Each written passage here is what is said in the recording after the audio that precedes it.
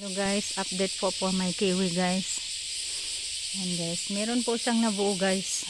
Diba guys, ang sabi ko nung last video guys, kahit 3 lang. Pero ang dami po niyang ano guys oh.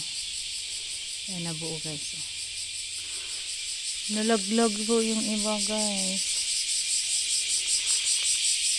Nagkalaglagan yung iba guys. Kahapon 3 yung nalaglag niyang bunga. Guys, oh. Diba guys, nakakatuwa lang guys no.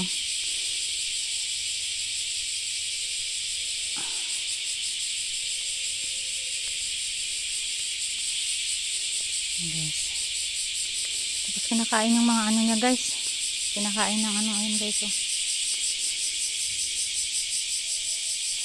Ang insekto tong kumakain itong ano na to, dahon ng kiwi.